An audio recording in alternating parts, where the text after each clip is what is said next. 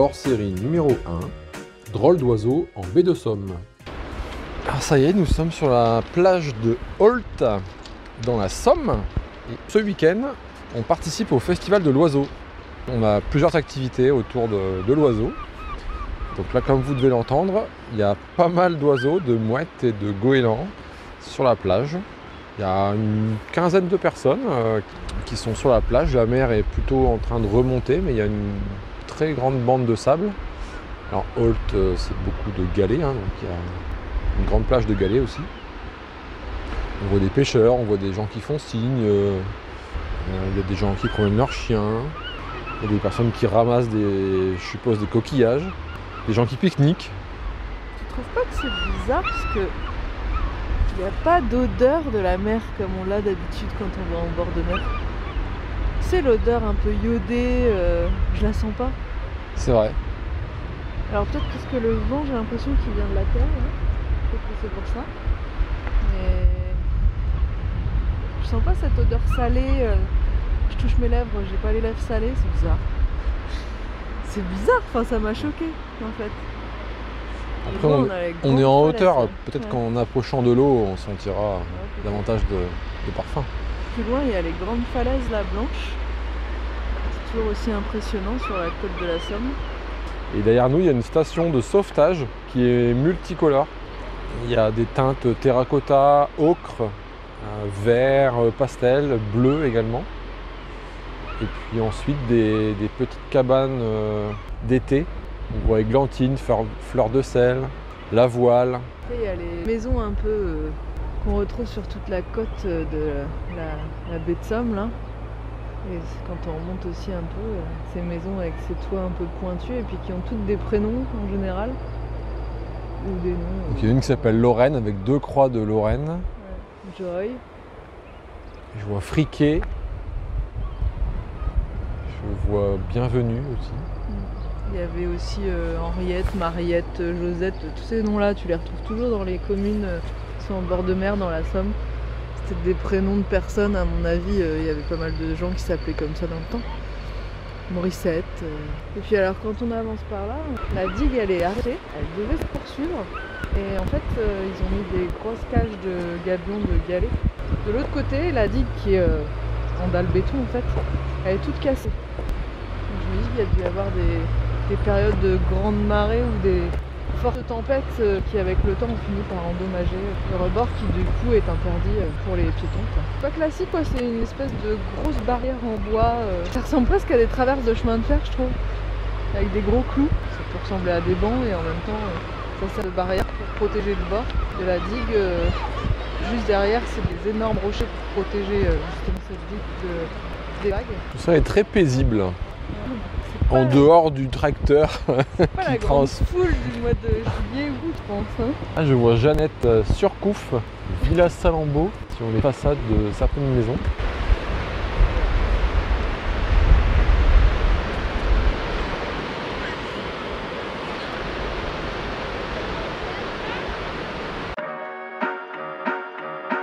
On est sur une espèce de formation de calcaire de loin, on dirait des défécations de betteraves ou de boue. Et en fait, on voit que c'est de la roche. Et on voit des personnes qui ont une épuisette à la main et qui sont en train de pêcher. C'est amusant parce que j'étais en train de chercher une géocache avec Céline qui me dit bah tiens, ça ressemble à un endroit où il pourrait y avoir une géocache, parce qu'on fait du géocaching. Un géocaching, c'est une chasse au trésor mondiale. Le principe, c'est qu'il y a des boîtes qui sont disposées un peu partout sur la planète. Et l'idée, c'est de les trouver, de noter sur un petit bout de papier qui se trouve à l'intérieur son pseudo, la date où on l'a découvert, et de remettre le papier et la boîte à son emplacement d'origine. Et donc on arrive sur un endroit où, d'après l'application, il y a une boîte, et on voit un monsieur avec un petit chien qui était en train de chercher justement cette fameuse boîte quelques minutes avant nous. Donc c'est rigolo en fait de se retrouver au même endroit pour faire la même activité. Donc il explique qu'il est de Paris et il est ultra fanat en fait de géocaching. Et là il est en train de faire le tour de l'ensemble des boîtes qui se trouvent sur la plage d'Holt. Et puis il participe à des événements, voilà, il trouve que le géocaching, et je partage, c'est un moyen en fait de découvrir des lieux qu'on n'aurait pas forcément visité sans cette attraction-là. Là, on passe devant une maison qui est à 2 mètres d'une falaise et on se demande encore pour combien de temps au vu de l'érosion potentielle. Je suis au pied d'une falaise. Au-dessus, on a la route, il y a un encorbellement en béton qui a été construit.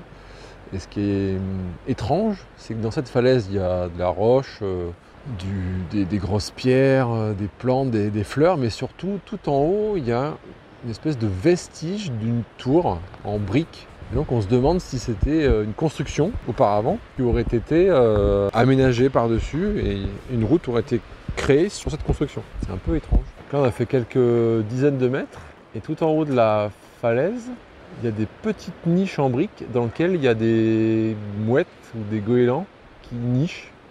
C'est comme s'il y avait une petite maison qui surplombe toute la plage. C'est rigolo. Ouais, moi je suis à retraite, bien sûr, je suis à retraite. C'est quoi le problème avec les Parisiens? Oh non, ils sont gentils. C'est-à-dire, les Parisiens, ils sont gentils quand ils la ferment. Quand ils disent des conneries, c'est pas la peine. Ils n'arrêtent pas de nous véloter ce qu'ils font. Par contre, les Marseillais, ils ont le droit parce que c'est dans leur gène qu'ils mentent. Qu'ils mentent ou qu'ils imaginent si c'est dans leur gène.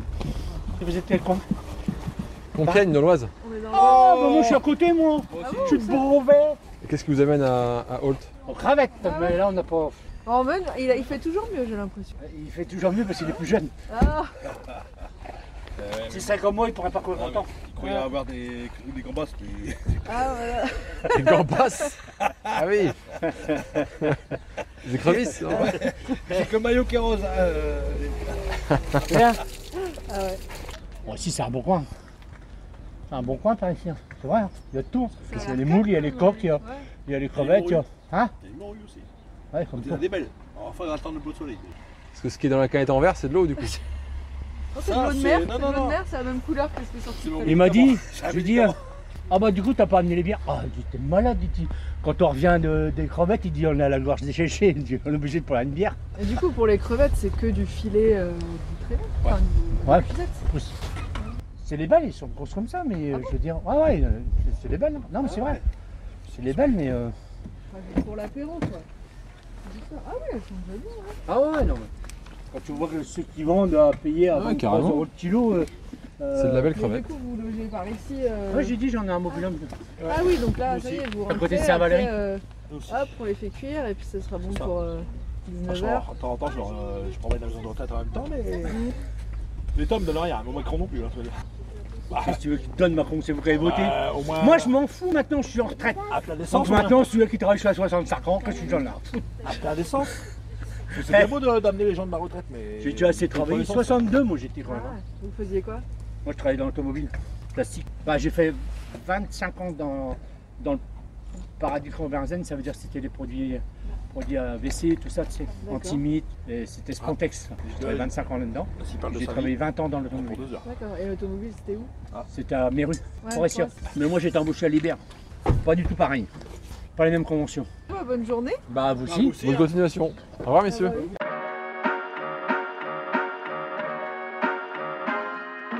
Céline et moi, nous nous apprêtons à tester une activité de ce festival de l'oiseau. Ça s'appelle le Longe-Côte. Je ne sais pas si vous avez déjà fait ça. Mais en gros, c'est de la randonnée en mer. Donc on ne connaît pas ça, mais ça nous intrigue. On a vraiment envie de faire ça. Bon, on est fin avril, hein, donc on ne va pas dire que la mer sera super chaude. Mais voilà, donc c'est ce qu'on va vouloir découvrir dans quelques instants.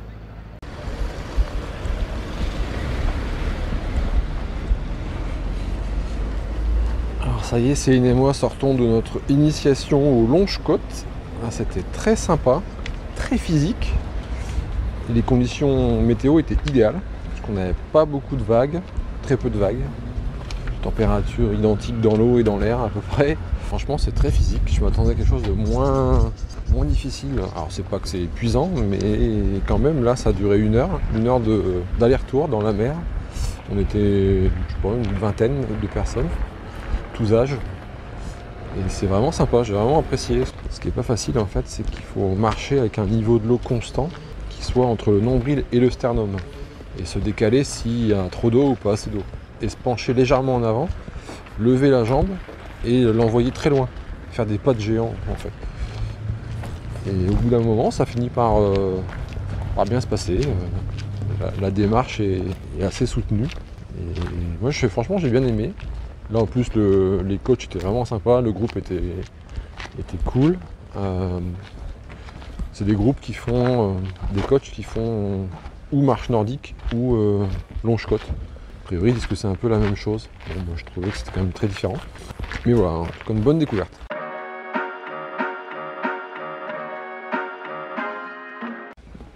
Nous sommes à Cailleux-sur-Mer.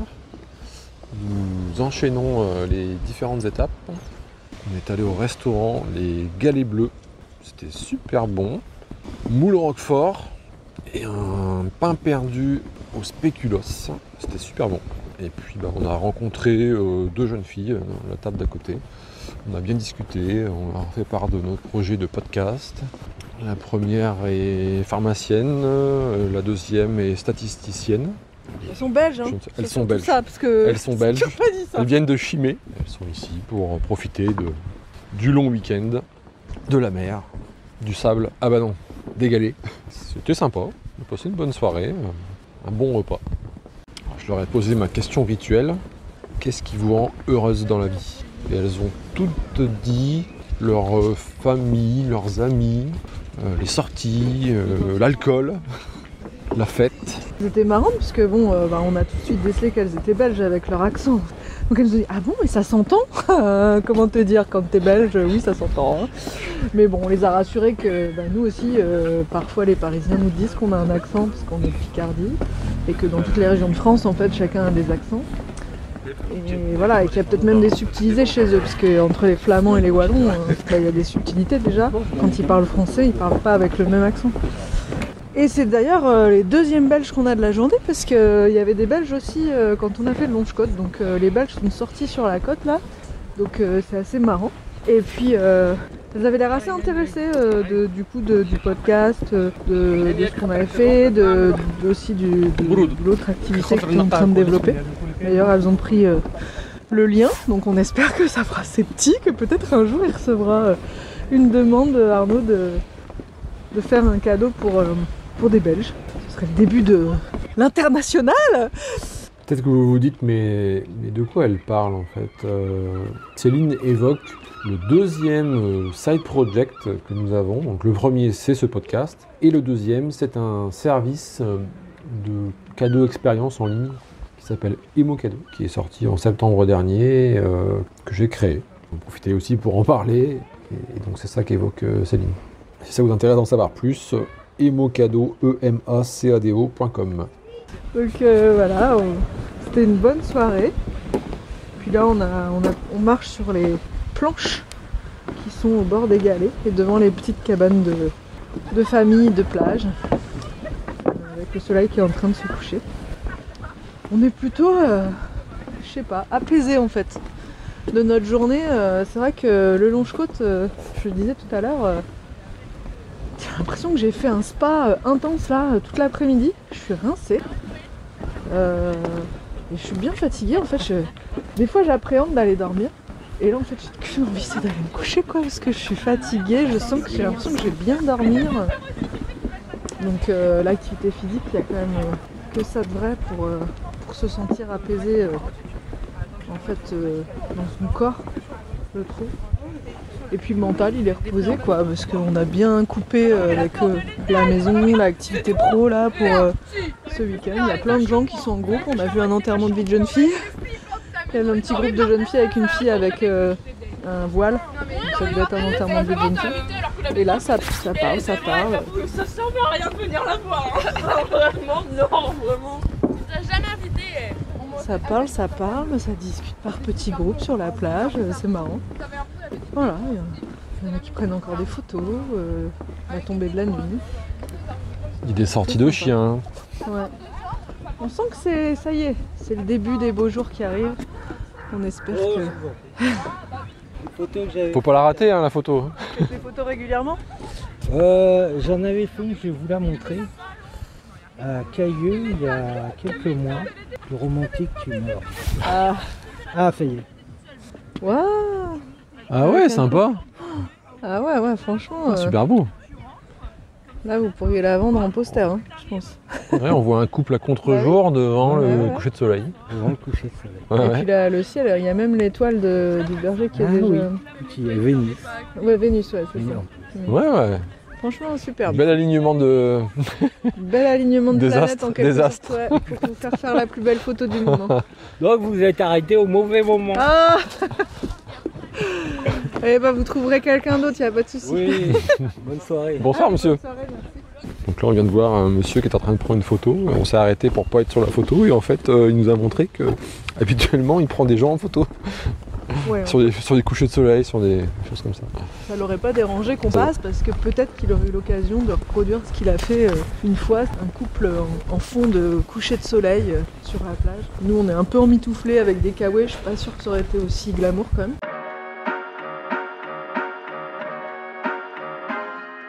Alors là, je me suis levé à 6h. J'avais envie de faire un peu de marche ce matin. Trouver un parcours sur Visorando. Et puis, j'ai pas eu mal à me lever en fait. Même si la nuit n'a pas été très très longue.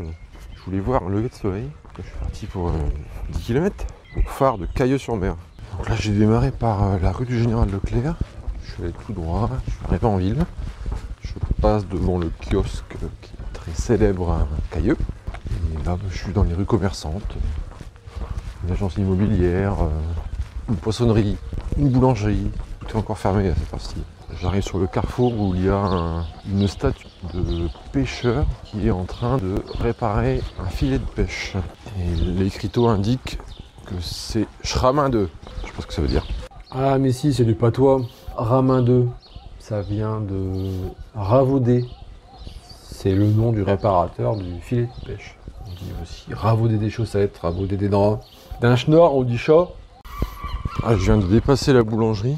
La boulangerie est fermée, comme je vous le disais. Ça sent super bon, la viennoiserie, le beurre, le sucre. Ah, j'aurais bien aimé déguster quelque chose, mais tant pis. Je pars le ventre vide, mais je sais qu'au retour, ce sera plus le cas.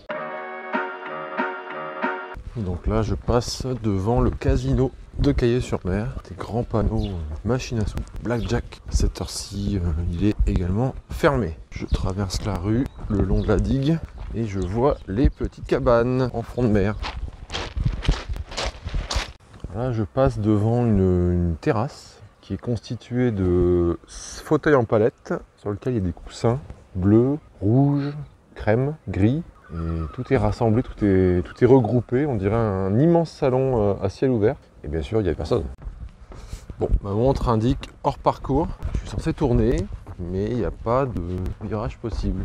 Ah si, ça y est, je vois une palissade. Je vois des planches qui serpentent entre deux cabanes. C'est bon, j'ai retrouvé mon chemin. Et en plus, j'arrive au chapiteau d'exposition du Festival de l'Oiseau, raison pour laquelle nous sommes ici ce week-end. C'est quand même bien fait le hasard.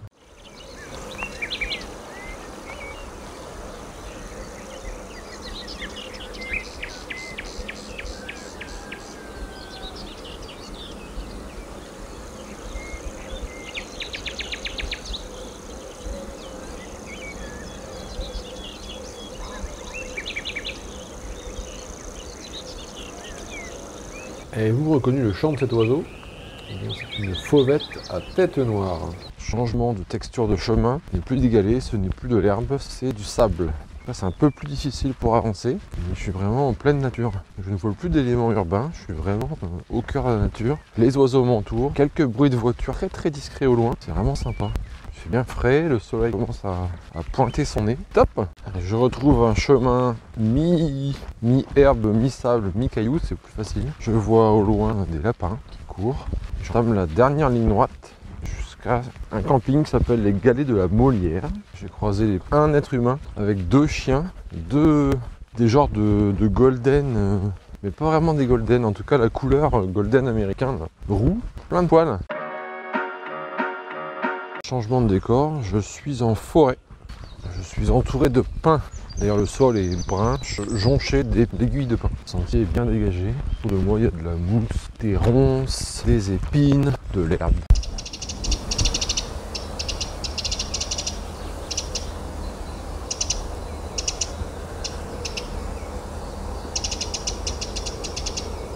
Avez-vous reconnu le chant de cet oiseau? Eh bien c'est un troglodyte mignon. Ah bah quand même, je me suis dit c'est bizarre, l'itinéraire il s'appelle le phare de Cailleux et franchement sur 3/4 du parcours, je le voyais en tout petit. Je me dis bah c'est bête, ils ont fait un parcours et en fait ils passent pas au pied du phare. Et si, ça y est, j'y suis, je le vois devant moi avec 2 tiers peints en blanc et le dernier tiers en rouge. Ça y est, je suis au phare de Cailleux-sur-Mer. Ah, ça fait plaisir. Ça y est, 7h39, je viens de voir le premier sportif du dimanche. C'était une sportive course à pied. Quand je dis du dimanche, c'est pas péjoratif, c'est parce qu'on est dimanche. Je ne sais pas si c'est une sportive régulière ou si elle ne sort que le dimanche. Mais en tout cas, c'est la première que je vois aujourd'hui.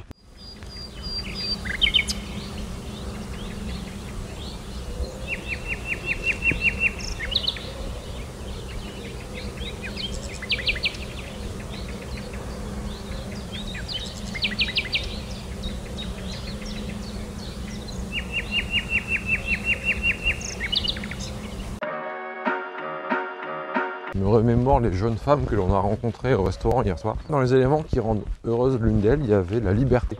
La liberté, c'était dans le sens de ne dépendre de personne, de pouvoir aller où elle veut. Le fait qu'auparavant, en fait, elle habitait en campagne à Chimay.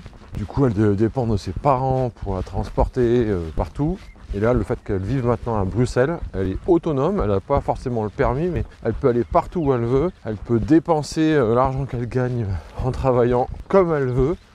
Donc ça, c'est un vrai sentiment de liberté. De ne pas avoir de mec également, pour le moment. J'arrive dans la rue, je termine. Ça y est, j'ai fini le parcours. J'ai rejoint le gîte, donc j'arrive à 12 km. Et ben c'est un super parcours, très différent en termes de paysage, en termes de type de sol. Puis finir par le phare, c'est vraiment sympa.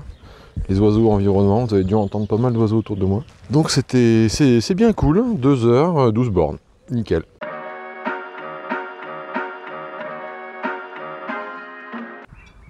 Donc là nous approchons de la pointe du Hourdel. On a déjeuné devant une bâche. Donc un bras de mer. On a même vu un phoque apparaître, la tête hors de l'eau, après il plongeait, il revenait, il reprenait une bouffée d'air, là il est étendu sur la rive. Ce matin on est allé au chapiteau du Festival de l'Oiseau, donc c'était une exposition avec des photos d'animaux, d'insectes et aussi d'oiseaux. C'était sympa de voir les différents artistes et les différents modes de prise de vue. Et puis on est allé à une conférence à 11h, on a rencontré Denis Girard, qui est donc photographe savoyard, qui nous a parlé de sa passion. C'était hyper intéressant, hyper touchant même avec les photos, on sentait vraiment l'émotion, il y avait de la musique, et après il y a eu un temps d'échange. Et bon, comme d'habitude, j'ai posé ma question rituelle lorsque je rencontre des personnes. Ben voilà, je vous laisse juger par vous-même. Je suis conscient que vous n'aurez pas les photos, mais j'espère en tout cas que vous pourrez ressentir une partie de cette ambiance. Bien, bonjour. Bonjour. Je me présente, Denis Girard, je suis photographe de nature, je viens de Haute-Savoie. Pour ceux qui connaissent la Haute-Savoie, j'habite à La Roche-sur-Foron, 30 km d'Annecy, 60 de Chamonix. La Roche-sur-Foron est un petit peu le centre du département de la Haute-Savoie. On fait une petite projection en privé, là, on est beaucoup, moins de 10, donc c'est très bien, vous allez pouvoir en profiter. Dans un premier temps, je vais vous montrer un petit peu toutes les rencontres que je peux faire en Haute-Savoie, donc aussi bien faune, flore, paysage. Donc c'est une quinzaine de minutes, un diaporama musical. Et au-delà de ces 15 minutes, on pourra échanger si vous avez des questions. Et je vous expliquerai également ma démarche photographique, aussi bien technique si vous avez des questions techniques, aussi bien sur les affûts, les méthodes d'affût, ou sur la nature en général. Voilà, donc un petit diaporama, 15 minutes, et on se retrouve juste après.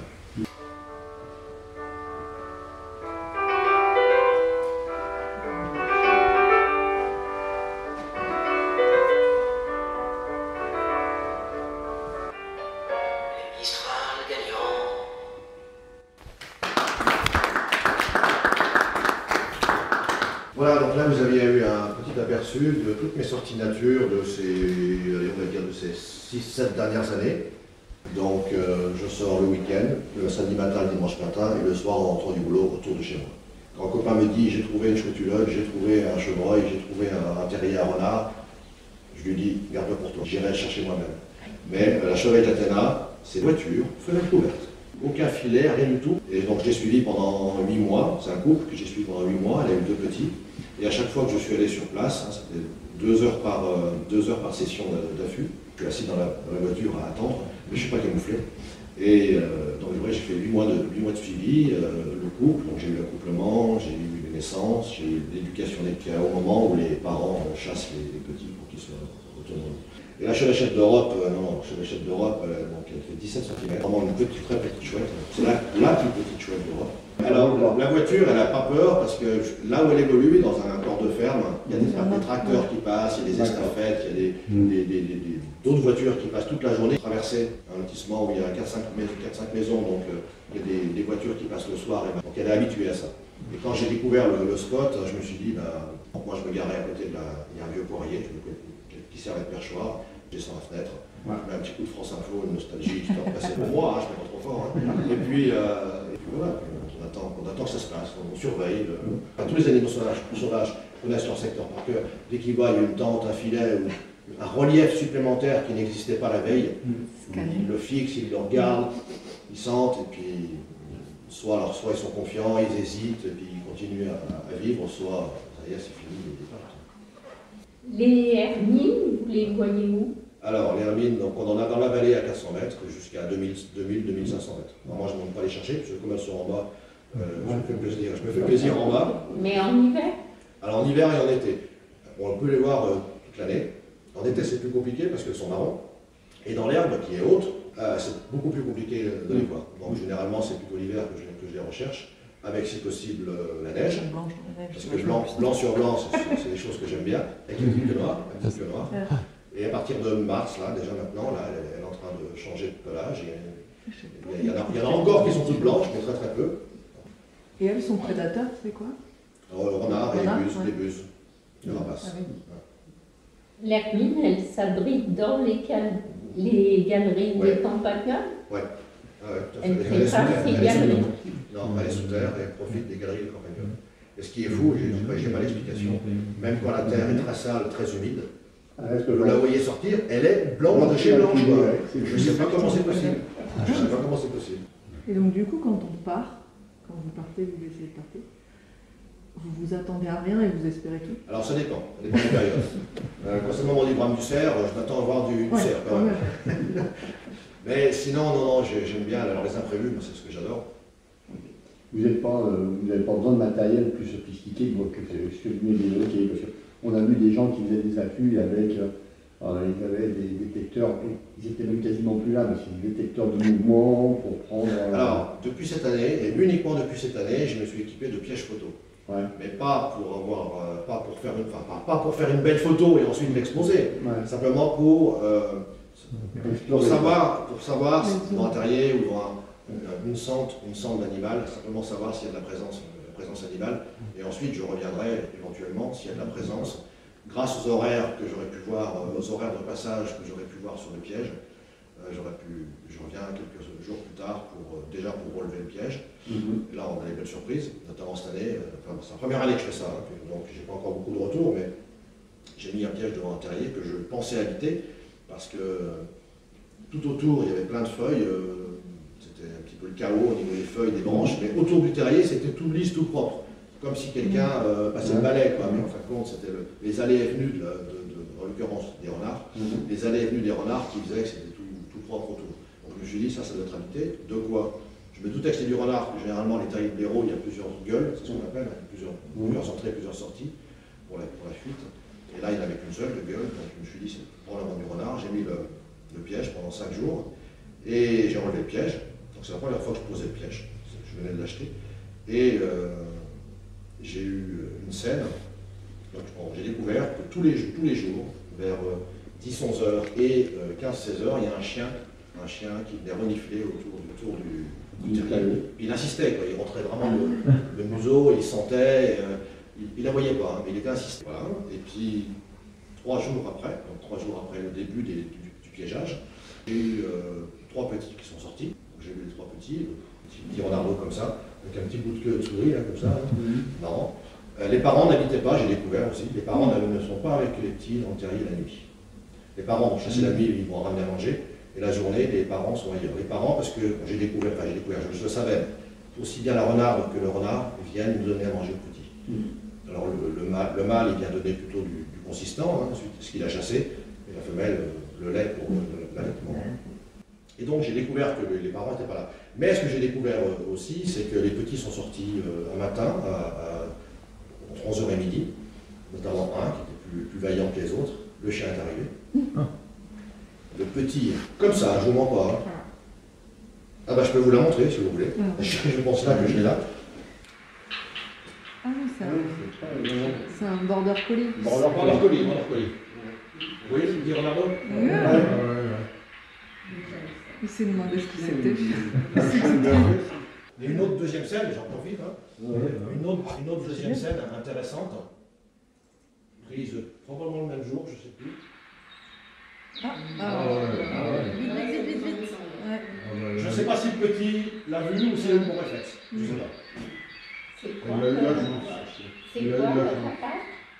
Une buse. Une buse. Voilà, elle a repéré là, elle va attendre. 16 avril aussi, je le fais en tête. 16 avril également. Ben voilà des choses qu'on peut. Bon, je débute entre guillemets en piège, donc, mais voilà, je trouvais que c'est intéressant. Ça, c'est des scènes que j'aurais probablement pas vues si c'est moi qui étais à l'affût. Ces années, c'est moi qui faisais le piège photo, c'est-à-dire que je voyais un terrier, je rentre le soir du boulot, je vais me poser devant le terrier, j'attends que ça sorte. Hop, il est 20h, il faut rentrer, il fait nuit. Le lendemain, on y retourne. Hop, on rentre du boulot, on prend les affaires, on prend le trépied, on prend le fantôme des bois. Voilà, puis on passe comme ça 3 soirs et puis on voit rien, puis on se dit, bah non, il n'est pas invité. Voilà, de nouveau, comme je bosse à côté, passer 2 fois 3 heures ou 3 fois 3 heures à attendre et puis ne rien voir, j'ai perdu 9 heures. Quoi. Alors, j'en fais encore. Hein. Le piège photo ne fait pas tout, hein, mais voilà, ça me soulage un petit peu dans mes recherches. Ça me soulage un peu dans mes recherches, et puis on voit des scènes que je n'ai jamais vues en 30 ans d'affût. Je n'ai jamais vu ce genre de scène. Et ce qui est marrant, c'est qu'il y a des gens qui viennent ramasser des champignons, et qui passent, ils sont là, le piège est comme ça, il est là, ils viennent là, ils cherchent les champignons, ils ne voient pas de... Ah ouais, c'est marrant. Mais je découvre. Il était en rivière du Pian. C'est marrant, il y a une dame aussi avec des bottes qui est passée. Une dame qui est passée avec des bottes ici. Puis ils savent pas non plus qu'il y a des petits renards d'ailleurs. Non. Alors il y a un monsieur, le fameux monsieur qui cherchait un champignon, il est quand même venu comme ça, puis il a regardé. Il a peut-être entendu du bruit. Puis il est parti.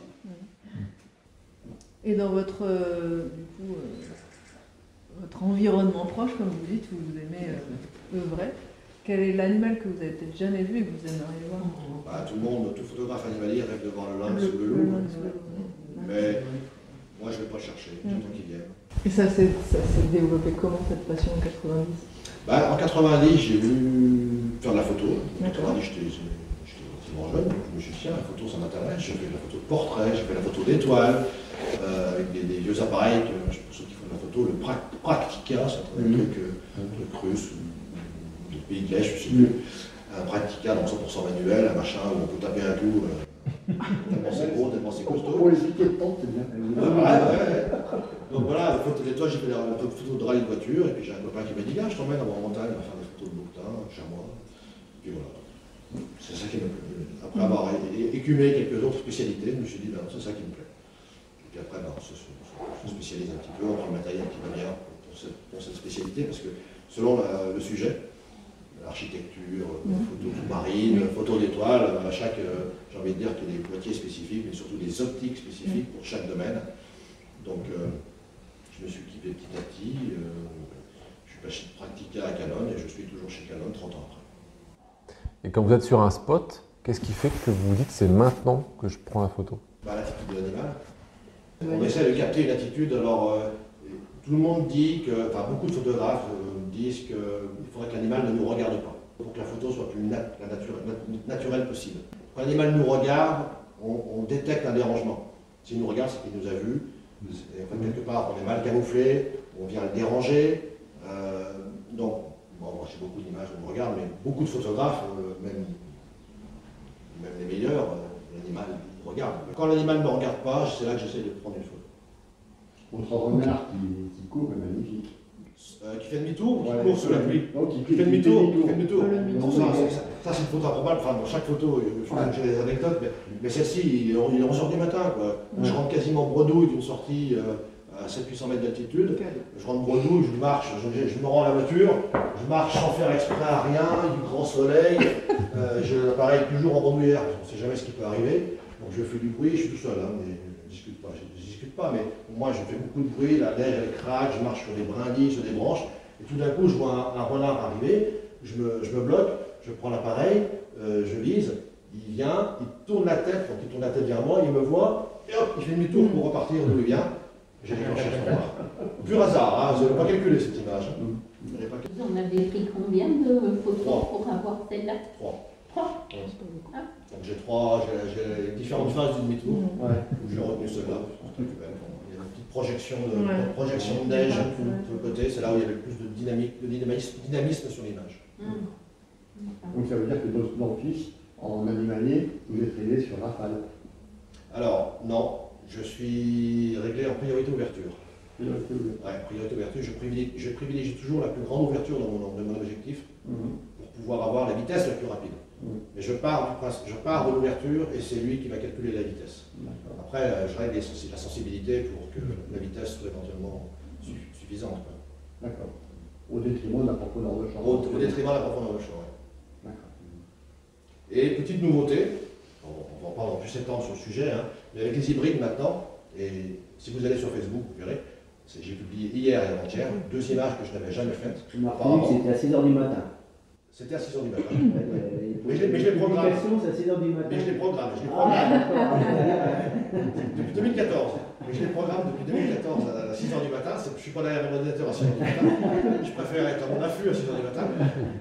Et donc vous verrez 2 photos de renard faites il y a 15 jours. Et c'est une première pour moi. J'ai utilisé une nouvelle technique de prise de vue où mon téléphone portable communique avec mon boîtier. Donc je vois ce que mon boîtier voit, je le vois, et je suis un petit peu à distance, et je fais la mise au point depuis le téléphone portable, et je déclenche le téléphone portable. Mais ça, c'est un renard qui était, vous verrez, il y a 2 renards, un mâle et une femelle, probablement un mâle et une femelle, et ça c'est génial. C'est gourmand d'énergie par exemple. Oui, alors oui, alors en 3 heures, j'ai fait 3 heures d'affût un des soirs, pour la femelle. Et en 3 heures d'affût, une batterie est passée. Parce que l'écran reste toujours allumé, puis je refais la mise au point à chaque fois pour être sûr qu'il ne se passe pas en mode veille. Donc je rappuie pour faire la mise au point, la tac-tac. Et c'est bien, vous pouvez régler l'ouverture, le diaphragme, la sensibilité, vous pouvez tout faire depuis ça. C'est vraiment, j'ai découvert ça, je savais qu'il le faisait, mais à un moment donné, j'étais devant cette scène de renard, il faisait quasiment nuit, enfin cette scène, c'est un trou dans une grange. Je savais qu'il y avait des bestioles qui allaient sortir, j'avais déjà fait du repérage, et je me suis dit, zut, il fait nuit, et le fait, même si vous êtes sur un trépied et que vous appuyez sur le déclencheur du boîtier, ça fait vibrer, Donc je me suis dit, le déclencheur s'ouvre, non, j'ai pas, et là je me suis dit, mais il y a un mode Wi-Fi, Bluetooth, machin, qui va communiquer avec le boîtier. Et j'ai essayé en live, je me suis dit, mais super, ça c'est génial. Et j'étais dans mon affût sous mon poncho, et je découvrais le truc, et j'étais comme un gamin. Et quelques minutes plus tard, 30 minutes plus tard, il y a une renard qui sortait. Merci. Merci à vous. Merci à vous. Merci beaucoup. On a une chose à vous dire, continuez. J'y compte bien. J'ai pour la retraite que je puisse encore. J'ai une question. Oui. Je fais un reportage audio sur mes voyages. Aujourd'hui et hier, c'est un voyage dans le cadre du festival. Et donc j'ai une question. En général, qu'est-ce qui vous rend heureux? La nature en général. Bon, la famille. Voilà, on est tous. Quand tout se passe bien, hein, c'est un peu bateau comme réponse. Mais le fait d'être dans la nature, ça me rend heureux. Quand je passe une semaine au boulot, je travaille aussi la nuit et la journée, en informatique médicale, on est soumis à ce genre de choses. La soupape de sécurité, c'est vraiment le week-end, d'être dans la nature, partir du matin à 6h du matin, 1 heure avant le lever du soleil, c'est pas 6h, ça dépend du lever du soleil. Au mois de juin, ce sera 4h du matin. Donc, c'est d'être dans la nature, même si je vois rien. Ça, c'est le bonheur. C'est les batteries qui se rechargent. Ah ouais. On pense à plein de choses positives. Ouais. On ne pense pas à des choses négatives contre la nature, on pense à des choses positives. C'est vrai. Il n'y a pas de mauvaises ondes, des bonnes ondes dans la nature. Mais je pense que c'est un peu tous les types de nature, parce que quand on habite dans les terres, où on a la forêt, on entend toujours des craquements, on entend des bruits, on a les arbres, le vent et tout. Finalement, Les odeurs aussi. Pauvre être humain, on s'habitue un peu. Et moi, quand je viens sur la côte comme ça, j'ai l'impression que c'est la mer qui me parle en fait. C'est le bruit des vagues, c'est chacun voit un peu ce qu'il a à chercher en fait. Ouais, bon, ce que vous dites, c'est vrai, hein, mais derrière, moi, chaque paysage que je vois, j'essaye de l'imaginer en photo. Ouais. Et quand je vois la mer, là, c'est super, c'est beau. Ouais. C'est beau, je vais coucher de soleil, il y a des vagues, c'est beau, c'est beau. Je prends mon appareil. Ça rend jamais pareil. Je sais pas comment composer. Il me manque du relief. Ouais. Il me manque d'une dune, une montagne, un pic, un bout de rocher. Je sais pas quoi faire avec. Je suis perdu. Alors, je prends le plaisir, hein, je prends l'iode, je respire, on est content, il y a du vent, j'aime bien le vent, mais je me dis, tiens, on va essayer de faire une photo quand même pour immortaliser cet instant. C'est nul. C'est nul. Ouais, c'est chacun. Je sais pas, j'arrive pas à faire. C'est pas mal le truc, cet endroit-là. Ouais. Moi, j'adore par exemple, j'adore quand il fait beau, parce que, voilà, j'aime bien. Mais quand il fait un temps un peu gris où vous avez la mer, vous savez plus vraiment où est la limite. Ah oui, c'est génial aussi, en fait. C'est dingue de se dire l'immensité là qu'il y a devant nous, en fait, il n'y a presque pas de limite. Ouais. On ne sait pas. Et j'ai horreur des ciels bleus. Dégradé des verts. Ah oui, mais les ciels chargés, mais y compris chez nous. Un jour de ciel bleu, moi je sors pas, je vais en sous-bois, je me tapis dans l'ombre. Ciel bleu, c'est la carte postale, quoi. Ouais, c'est pas intéressant. C'est ça. C'est pas intéressant. Ouais, J'y paille dans les ciels bleus, mais je la publie même pas sur Facebook. Non. Il a pas son noir et blanc. Mais tout à fait, pas son noir et blanc. Ouais, c'est clair. Ouais. Ah non, les cartes postales, le ciel bleu.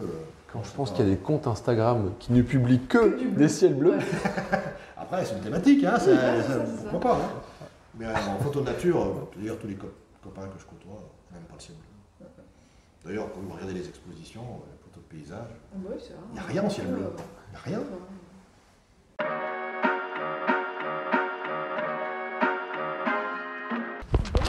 Pour regarder les phoques? Oui, je surveille. Surveiller les phoques ou les humains?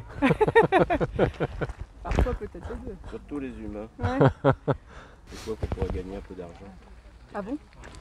750 € l'amende si vous approchez et vous faites partir les C'est vrai? Ah par personne. Hein. Ah oui. Ah oui, donc... On les a rangés, on les repère. Il y a tant de collègues gardes du littoral. D'accord, donc... L'autre jour, il y avait même les gendarmes qui bloquaient là-bas. Ouais. Ils sont un peu près là, non? Là, il y a de l'eau entre les deux, ça va. Il y a des gens qui osent traverser. Qui sont impatients que l'eau descende pour pouvoir passer de l'autre côté. Combien c'est 250 hein? 750. 750 €, d'accord. Oui, 750. Ah, bah. Oui, ils les ont remontés. Pour que ce soit... bah, ils ont bien raison. Mais ils devraient l'afficher parce que je sais pas si. Si, c'est écrit, je crois. C'est indiqué? Ouais, c'est écrit au parking, il me semble, il y a un truc écrit. Ah, c'est écrit à garder. Je sais pas si l'amende est indiquée. C'est écrit de garder ses distances, mais. Les braves bêtes qui préfèrent la fuite. Bah, puis en pas plus, ça au Kenya avec des lions, quoi. Exactement. Et puis en plus, là, sur terre, ils se mouvent moins bien quand même, mais même s'ils sont rapides. Ah oui. Bon, du coup, là, si je regarde dans votre jumelle, c'est des humains que je vois, c'est ça? Là, oui. Voilà. C'est vrai, je peux? Oui. Ah, c'est gentil, je vais regarder ça. Ah, dis donc. On en voit qui agite les nageoires.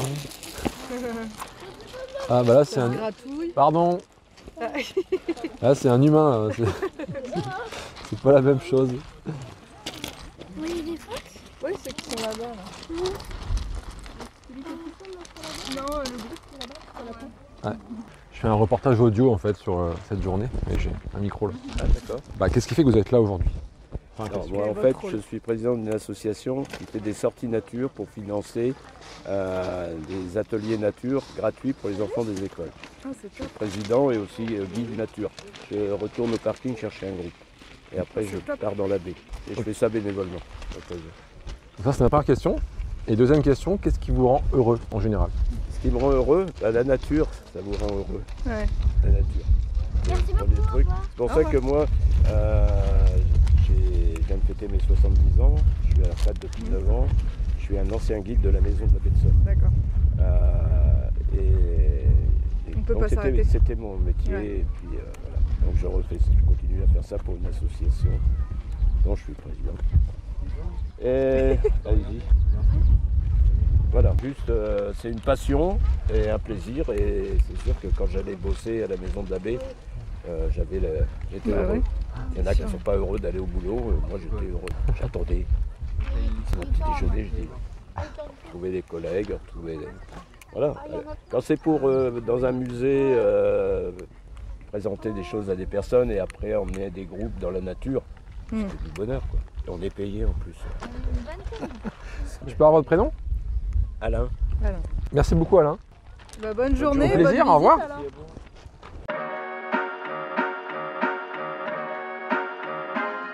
Vous arrivez à voir, vous pouvez peut-être voir à la base de ces deux piquets au milieu, Oui. une petite tête qui dépasse, un petit bout de bec orange. Pas vraiment. Caché. Non, je vois des galets. Mais... Au pied d'un des poteaux ou entre les deux? Au milieu, à la base. Au milieu, ouais. Ah, ça y est. Il a bougé en fait. Ah oui, effectivement, c'est très discret. Ouais, je vois la tête noire, au-dessus du bec une tache blanche. Ah, s'il n'avait pas bougé, je l'aurais pas vu. Donc c'est un grand gravelot. Okay. Bah après, globalement, les trois ont des tailles qui sont assez proches quand même. Par exemple, sur le grand gravelot, là, on a une maquette taille réelle. Pour les trois, ouais, c'est entre 13 et 20 cm environ. Et du coup, pour les différencier, bah, comme vous le voyez, là, par exemple, le gravelot à collier interrompu, donc là, c'est seulement des mâles. On a là, ce qu'on appelle la calotte, c'est la partie de la tête au-dessus, qui est un petit peu rousse marron, avec la petite barre sur le front, la barre noire, et le collier qui est interrompu. Et après, pour différencier les deux là, c'est pas toujours évident, mais bah, le bec orange et les pattes oranges déjà. Et sur le petit gravelot, on a ce cercle orbitaire qui est jaune. Donc quand on le voit, au moment, on n'a pas de doute, suivant les espèces. Typiquement pour le grand gravelot, dans toute la France, on va avoir 200 couples qui vont venir nicher seulement. Donc c'est vraiment pas beaucoup. Ah oui, en effet. Donc déjà, qu'on ait 2 couples juste sur ce secteur-là, ça vous donne une idée de pourquoi est-ce qu'on met de telles mesures de protection. Est-ce que vous avez encore le temps pour répondre à 2 questions rituelles que je mets dans le podcast? Alors la première, c'est qu'est-ce que vous faites aujourd'hui à cet endroit? Donc là... Alors du coup, nous, on est chargés de faire la surveillance, le suivi, la protection des gravelots. Donc les matins, on est sur différents sites pour justement repérer les potentiels couples et les potentiels nids qu'il peut y avoir sur les autres secteurs. Et tous les après-midi, on est au Hourdel pour sensibiliser les personnes, leur expliquer pourquoi il y a une zone qui est clôturée, puis expliquer qu'on est là pour protéger les oiseaux et qu'il faut faire attention aux œufs. Donc on est là jusqu'en août à la pointe du Hourdel. Et j'ai une deuxième question un peu plus difficile. En général, qu'est-ce qui vous rend heureuse? La vie tout simplement. On a d'autres zones. Ouais, la vie, de se lever, bah voilà, je vais vous raconter pour aujourd'hui par exemple qu'est-ce qui m'a rendue heureuse. Ce matin on a fait des super observations, on a vu par exemple un accouplement de petits gravelots, on a vu des peut-être futurs nids avec tout plein d'individus et des mouvements qu'on n'avait jamais vus, donc moi je m'ébahis assez facilement du monde qui m'entoure. Voilà. Je peux avoir votre prénom? Oui, Marion. Merci Marion. Avec plaisir. Alors, ce matin, nous sommes passés au chapiteau des expositions de photos. Il y avait quand même pas mal de monde. Et là, on a décidé de retourner sous ce chapiteau pour rencontrer les différents photographes. En fait, on veut profiter du fait qu'il y ait peut-être un petit peu moins de monde à cette heure-ci pour créer du lien avec eux. Bonjour madame. Je fais un reportage audio. Qu'est-ce qui fait que vous vous dites à un moment donné, c'est maintenant que vous devez prendre la photo? Alors, simplement parce que je suis peintre en même temps que photographe et que je privilégie l'esthétisme, le graphisme, tout ce qui est poétique. Et à un moment donné, voilà, c'est une évidence que la photo va être celle que j'aime. Une dernière question, un peu plus difficile. Qu'est-ce que vous faites pour être heureuse? Je fais de la photo. Non, je peins, je vis dans un monde onirique, donc voilà, ça suffit d'être heureuse quand même par moment. Et votre prénom? Martine. Voilà. Merci Martine. Bonjour. Bonjour. Qu'est-ce qui fait que vous vous dites à un moment donné, c'est maintenant qu'il faut que vous fassiez la photo? Eh ben, c'est l'instant de la lumière en fait, une jolie lumière, un moment présent qui dure des fois quelques minutes ou voire moins. Cet instant-là où une posture de l'oiseau un peu plus sympa, ou voilà, une posture, un geste, un mouvement peu habituel. Voilà, donc un moment important, aussi bien dans la composition, dans la lumière et les éléments également autour de l'image, donc comme les oiseaux en vol derrière les barges par exemple, qui donnent un petit cachet à l'image. Un petit élément, toujours le petit plus. À un moment donné, il y a toujours un petit plus sur une image par rapport à une autre, donc c'est à ce moment-là qu'il toujours un petit plus. Voilà, c'est ce que je recherche en fait dans ces clichés. D'accord. Ouais. Ok. Ma dernière question, un peu plus difficile. Qu'est-ce que vous faites pour être heureux? Qu'est-ce que je fais pour être heureux? J'essaie de ne pas penser aux choses qui sont désagréables et d'aller vers l'agréable, tout simplement. Aller faire les sorties photos, parce que on oublie tout quand je fais les sorties photos. Donc, par exemple, pour être heureux, c'est les sorties photos, c'est de faire des festivals comme aujourd'hui. Voilà. Ça, c'est participer à être simplement. Quel est votre prénom? Fabrice. Merci Fabrice. Merci. Bonjour madame. Je fais un reportage audio. Et j'appelle le photographe alors, parce que c'est pas moi. Ah d'accord, ok, c'est pas vous. Je vais l'appeler juste avant. Ah ok, ça va. Je vais faire un petit tour, tu m'appelles, tu décroches. C'est le photographe. Bonjour monsieur. Bonjour. Je fais un reportage audio. En fait, je connais absolument rien en images, mais j'aime bien en fait faire parler les personnes qui ont une passion pour l'image. D'accord. Je voudrais savoir si vous pourriez répondre à deux questions. Oui. Oui. La première, c'est qu'est-ce qui fait qu'à un moment donné, vous dites c'est maintenant que je dois faire la photo? Quand je dis c'est maintenant, c'est l'aboutissement de toutes les sorties que j'ai faites parce que je voulais ce décor-là, avec cette lumière-là, et que j'ai eu la chance d'avoir l'insecte là, mais c'est surtout c'est un ensemble. En fait l'insecte, c'est qu'une partie de la photo. Si j'ai pas la lumière, si j'ai pas l'environnement ou le support, etc., je fais pas la photo. Enfin, où il n'y a pas de photo. Voilà. Et des fois là, il y a des photos, c'est 5, 10, 15, 20 sorties qui m'ont permis de voir à un moment, voilà, peut-être moins, mais comment ça donne quand le rayon de soleil tape ce tronc d'arbre et ça fait quoi comme effet en arrière-plan. Et je vais attendre, etc. Voilà. Et je vais revenir, c'est simple, c'est facile avec les applications maintenant. On sait la courbe du soleil, à quelle heure ils vont passer, voilà, et c'est tout. C'est voir et tout. Et puis après, il y a toujours une part de chance, c'est est-ce qu'on va avoir aussi l'insecte là. Alors, quand c'est des menthes religieuses, on peut éventuellement les déplacer, c'est-à-dire on les fait monter sur un bâton, on les déplace de quelques mètres. Voilà. Mais quand c'est des petites rainettes, des choses comme ça, là c'est l'opportunité tout simplement. Voilà. Donc c'est un mélange de tout, de patience, d'observation sur plusieurs fois, qui ont conduit à finir la photo qu'on avait à peu près dans la tête. Quoi. Et puis à chaque fois vous fonctionnez en rafale du coup, vous en prenez. Ah non, je suis pas un déclencheur. Enfin pas une seule, mais je suis pas un déclencheur fou. Hein. Quand je pars 2 heures, on va dire au maximum, j'ai pris 40 photos. Ouais. Sur les 40, je les trie le soir, j'en garde 3. Sur les 3, j'en post-traite, c'est-à-dire je fais 5 minutes de traitement, etc. pour ce qu'on appelle sublimer un peu. Ouais. Voilà. Mais déjà une photo pour moi avait du gros potentiel. Et voilà. Donc c'est-à-dire que le tri n'est pas une corvée parce que je vais vite, moins de photos. Le post-traitement n'est pas une corvée parce que ça représente 2% de ce que j'ai pris en photo. Et j'ai pas à me dire des fois, j'ai 2 ans de prise de vue à traiter. Non, ça, non, je connais pas. Mais après, il faut être rigoureux dans ce qu'on veut, quoi. Mais après, il y a des espèces qui demandent des rafales et tout ça. Hein. Non, moi je suis tranquille. Je ne pas m'énerver, je me pose, je suis sur trépied le plus souvent du temps. J'attends que le soleil se lève, je suis déjà là quand il y a l'insecte, je sais où est l'insecte. Et là, par exemple, quand vous prenez c'est une rainette celle-là? Ouais, une rainette méridionale. Quand vous prenez la rainette comme ça, vous êtes à quelle distance? Là, alors, la plupart des sujets, celle-là, on fait à peu près 5-6 cm, mais la plupart des sujets sont entre 80 cm et 1,20 m. D'accord. Donc assez éloigné quand même, mais ça me permet d'intégrer une partie de l'ambiance du lieu un petit peu. Donc là, elle vous regarde. Ah non, mais alors là, ah si. Ah bah si. Si, parce qu'en fait c'est une attitude que j'aime bien, que je voulais avoir, et puis ça s'est trouvé comme ça, et quand elle s'est mise comme ça, en fait elle a été interpellée le fait que assez rapidement, je me suis allongé par terre. Donc en fait clairement elle se demande c'est quoi ce bipède en fait, qui s'est mis et qui repose sur ses coudes. Elle est curieuse là. Et là j'étais pas à mon aise d'habitude, voilà, je suis pas à main levée, etc. Bon, j'avais mon appui sur les coudes, mais oui. Là clairement c'est la curiosité, hein. Parce qu'elle est restée après 10 secondes et puis après elle a ressauté, quoi. C'est ça que j'aime en fait quand l'insecte s'est habitué à Patrick. Ah, c'est ça. Ouais, elle a fait au début elle l'a regardé.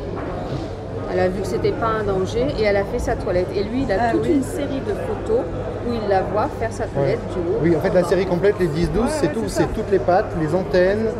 C'est marrant de les mettre tout en enfilade. Ah oui, souvent c'est marrant. Et t'en as une aussi, t'en as une aussi où justement l'insecte, quand il s'installe, où elle grimpe dessus en fait. Ah. Après ça c'est la curiosité effectivement. Voilà. Ah oui. Je fonctionne mis sur le cube. Il y a des insectes qui sont plus curieux que d'autres et la menthe en fait partie. En plus avec sa tête articulée, c'est génial, il y a une interaction. Mais oui, c'est ce qui se passe comme ça. Ou quand on s'approche trop près, je l'ai sur l'objectif. Et vous avez toujours fait que des insectes? J'ai commencé par les oiseaux. J'ai commencé par la famille, Gros oiseaux, quoi. Voilà. Gros oiseaux. Voilà. Des drôles d'oiseaux, Ils peut-être. sont pas patients, la famille. Ouais. Alors, donc ça va vite se... Voilà, non, après je suis passé aux oiseaux parce que c'était plus dans le sud, la Camargue et tout, donc génial. Et en fait, c'était trop de sacrifices en temps et surtout planning pas compatible avec obligation familiale. Et le travail. Bah oui, en fait. Travail à côté. Il était salarié, maintenant il est plus, mais il était, oui. Ouais. Et donc, forcément, quand on n'est pas à bourrin, c'est-à-dire qu'on va pas n'importe comment, des fois on s'installe avant la nuit, on ressort plusieurs heures après quand on va pas nuire, surtout quand c'est en période de reproduction, etc. Donc ça va, c'était devenu clairement incompatible. Donc après, macro, etc. Et puis en fait, j'ai vachement apprécié. Je me suis dit qu'il y avait une potentialité de faire plein de choses.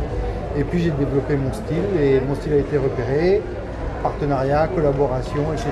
Jusqu'à maintenant où je suis, voilà, depuis 1 an et demi, voilà.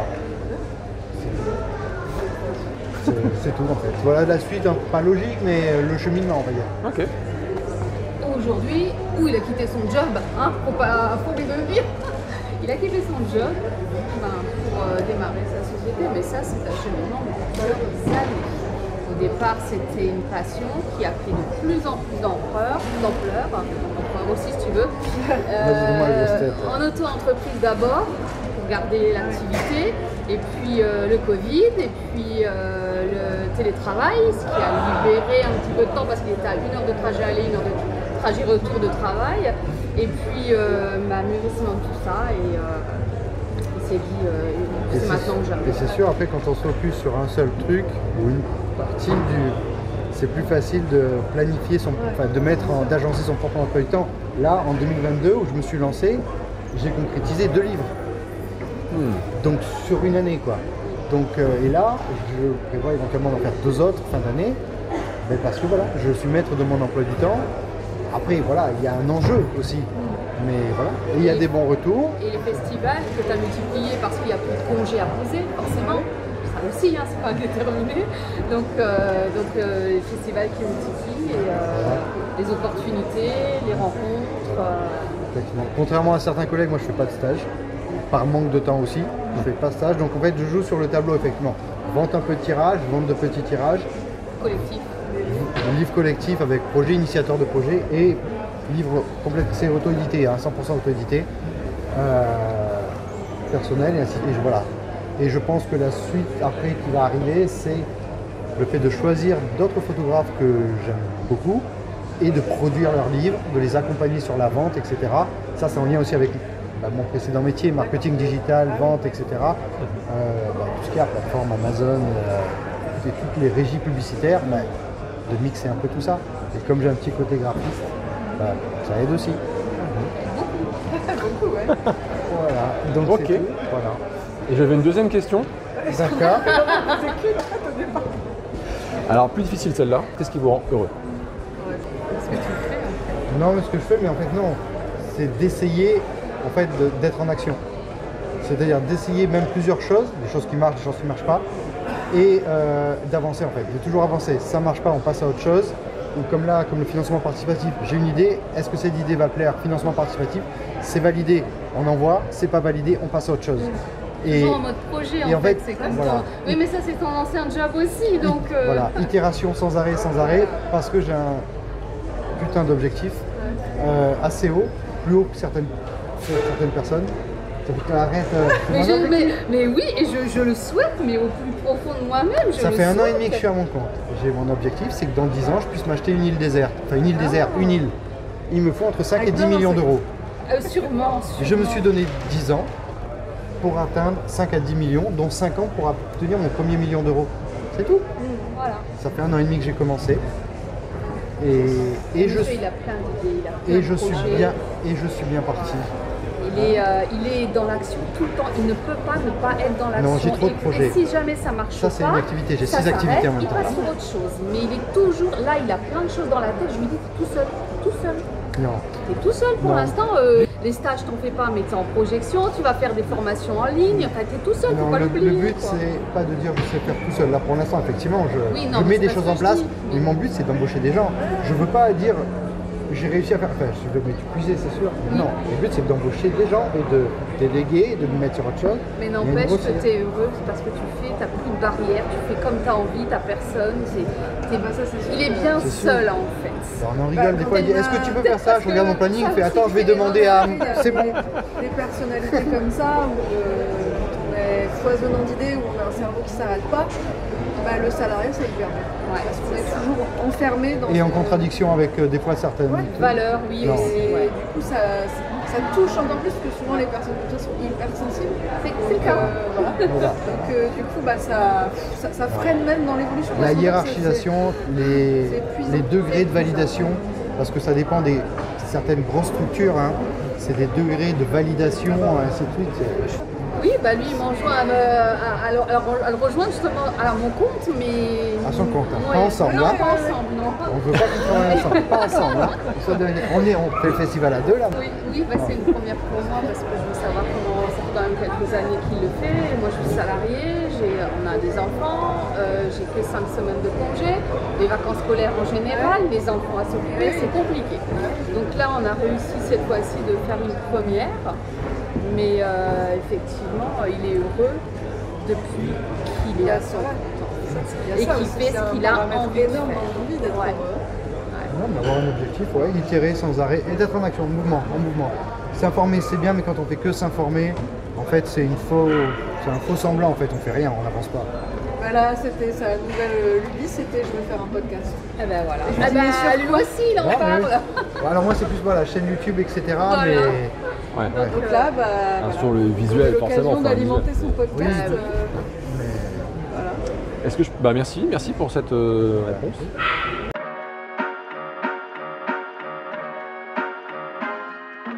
La journée en baie de Somme n'est pas tout à fait terminée. Il nous reste une activité à faire dans le cadre du festival de l'Oiseau. C'est de la pirogue de mer. C'est comme si on avait 2 canoës de 6 places chacun, côte à côte, reliés par des grosses poutres. Il y a 3 poutres. Et donc là, nous avons rendez-vous avec Sébastien, qui sera le guide barreur, leader de notre pirogue. Et on espère pouvoir observer des veaux de mer. Oui, on ne dit pas des phoques ici, ce sont des veaux de mer, ce n'est pas la même espèce. Donc là, on est parti, on a pagayé pendant une bonne heure, et on s'est arrêté sur un banc de sable, donc on a posé la pirogue, on est tous descendus. Et puis on attend en gros que l'eau monte pour repartir. Du plus basse à l'entrée de la baie à la plus haute, il y a une différence de 9 mètres. Voilà, donc quand on va de 20 à 120, on sait qu'il y a 9 mètres. Donc si on est pile poil au milieu, 70-80, on sait qu'on va monter de 4 mètres à 50. On sait déjà à peu près ce qui nous attend. Et quand on est sur un coefficient de 90, 100, 110, il suffit qu'on ait en plus un petit vent de terre comme aujourd'hui, c'est une vague qui déferle. Hein. Donc là, 90-100, je pense qu'on verrait une vague de 30-40 cm qui arriverait d'un coup. Ah ouais. Voilà. Ouais. Donc du coup, arriver au niveau du sable, même si le sable fait 20-30 cm, l'eau elle aura quand même tendance à s'éclater un peu. Mais en moins d'une minute, là, ici c'est tellement plat, ici c'est plein. Hein. Un gros coefficient, c'est plein. Donc là, si vous regardez le bord de l'eau, vous allez voir comment ça avance vers nous. Voilà. Après, la pirogue, à un moment donné, elle va tourner, puis elle va commencer à partir. Donc, tu restes là, voilà, tu restes au bord. Tu restes au bord de l'eau, puis quand ce sera à tes genoux, on ira. Alors, vous voyez les pirogues qui étaient là-bas devant nous au loin, elles étaient sur le sable comme nous, et là bah, ils n'ont plus du tout de sable, ils seront dans leur pirogue. Ouais. Donc là, le piège, c'est bah, comme quand on est au bord de mer, oh ça change là, on est là, on est là, on est là, puis à un moment donné, ben ouais, on se fait prendre aussi là, et du coup à un moment donné, on n'est plus au bon endroit au bon moment. Voilà, coefficient 40, il n'y a pas trop de risque non plus. Gros coefficient, ça fait 120, marée d'équinoxe, janvier, février, ouais. Là c'est une vague de 70-80 cm qui déferle sur plusieurs kilomètres. Et là il n'y a que les experts qui viennent surfer. Alors j'ai fait une fois avec des clients, pirogue 16 places, plus grande que celle-ci, bah, ça laisse la pirogue qui est là-bas devant nous. Et en fait on s'était mis sur un gros banc de sable. Bon par contre il a fallu saquer la pirogue, on a laissé passer la grosse vague, les mecs qui surfaient et tout. Donc on a Olivier qui est dans l'une des pirogues, bah, c'est celui qui arrive là, la pirogue qui arrive là. Donc Olivier c'est médaillé au chemin, regardez la pirogue s'en va. Médaillé au chemin du monde. Hein. C'est lui qui a importé les pirogues en France il y a 22 ans. Et en fait, dès que la vague est passée, donc, et ça fait un mur, hein, on voit plus des kayaks comme ça, des têtes qui surfent comme ça. Donc la vague, bah, elle était à 20 mètres parce que le front en fait il se déplace bah, comme ça quoi. Ouais. Donc si tu veux, t'as le temps de... Et donc le temps que les gens rembarquent et tout, et on était 20-30 mètres derrière cette vague-là. Et on a assisté tous les surfeurs, enfin en kayak et tout, machin. Et on rigolait, parce que il y a toujours quelques débutants qui viennent en début d'année. Et en fait, la baie, tu le vois bien, la pagaie, elle touche le fond. C'est-à-dire que quand il y a une vague qui se crée, devant ça creuse un peu, il y a encore moins d'eau. Et t'en as, ils surfent, ils respectent pas trop les inclinaisons et tout. Et du coup, ils ont peut-être des bateaux trop longs. Et du coup, à un moment donné, ils plantent. Et là, quand tu tombes en avant, là, il faut mettre un casque, hein, parce que tu ramasses. Hein. Donc le mec qui prend 2-3 toits comme ça sur une fois, là, normalement l'année d'après on le voit pas. il accuse le coup. Ou il est comme ça. Hier je sais pas ce qu'il y a eu, tout le monde voulait faire des compètes, tous les gens. Putain, moi je suis rare. Tous on a donné. Alors j'avais un gamin qui est allez un Seb, si tu vas je te donne une violette hein, machin. Je faisais le gars comme ça, tu sais, dès qu'il voyait je ralentissais, hey, Seb je te donne une deuxième violette hein. J'ai débarqué, j'avais des bras. Mais tout le monde, hein, toutes les pirogues. Du coup on a rattrapé la marée descendante. Il restait quoi, 2 bornes. Mais une fois que tu es sur le courant de face, bah après il faut y aller quoi. Hier on a tous. Bah, tout le monde était ravi. Donc là on attend que la marée passe, un maximum de temps. Donc plus on attend, parce que tu as vu elle va vraiment pas vite. Là il faut 1h30 hein, pour qu'elle arrive au fond du port là-bas. Au mieux. Vite, dépêchez-vous, vite.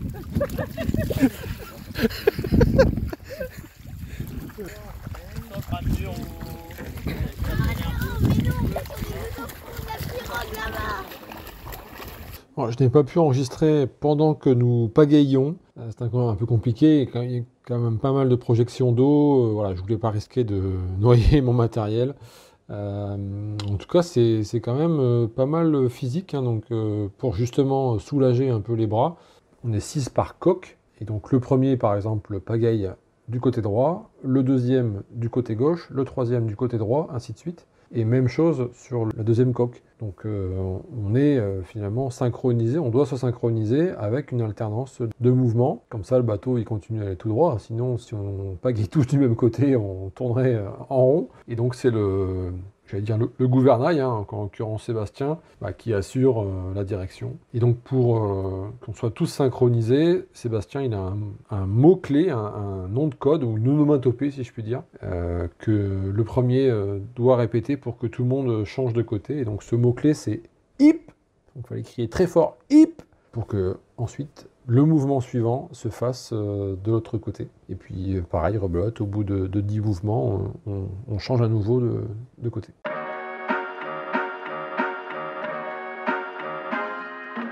Donc ça y est, on a fait notre initiation à la pirogue. Donc on fait une sortie de 3h30 pour aller observer des phoques en pleine mer. C'était vraiment cool. On a eu un super coach qui nous a vraiment motivés.